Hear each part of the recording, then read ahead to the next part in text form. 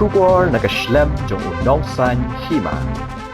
Kapi Favorite Football Academy kalapan kop buram ya weu khana elek kai football bala sha jit bandan no hapo kaslam ai jing hikai jong ka kunhuan elek kai Indian Super League ka Hyderabad Football Club.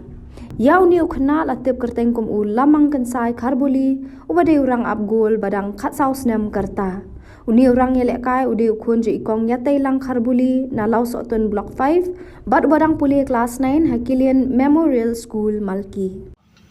Hadirin bawe kena jong ka academy jengi lamang kensai kharbuli layo pan ula sajit ngamun benong ula sajit limba ka trial menyedan menta bat ka Hyderabad FC kemudian itu kawai ke klub jong ka ISL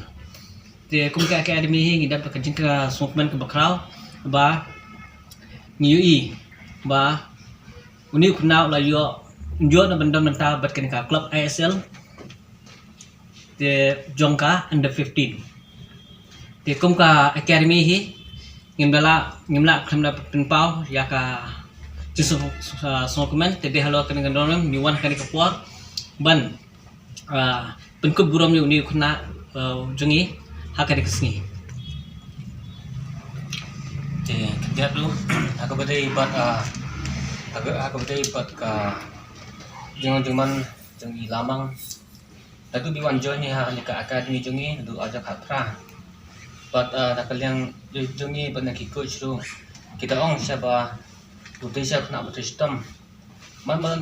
praktis menduja atau pastang hatu kat ni kisni ru pada slap ru menduja ketika pendong saya ru bawa pergi kat ni ka benta ba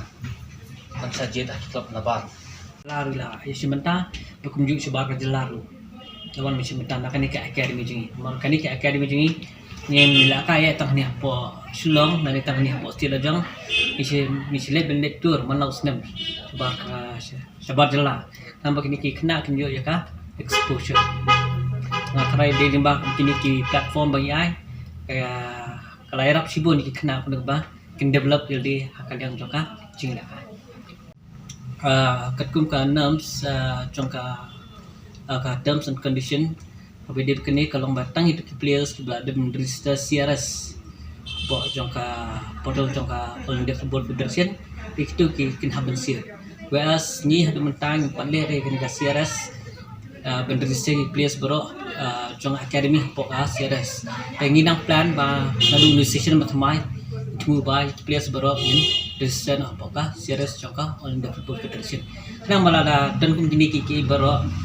ngi ka academy nila claim ya kaneka developmental charges like to club tiba sim players ni or else ada ngi shua simul tang admission betul ada ngin sign ya ka proper contract but ya ka ndai ka contract nong ya consent form jo all dia bala ada ngin register ya ki hapo ka registration portal jo ka All India Football Federation sim jingi yang iba indio ben claim ya kata ya kata maka developmental charges namta dono nu kena please kita academy Pargala ada ogi head coach Fari Sir Ilyas wakat sedang ka trial te ilapan ka practice ko kala long kham heavy hi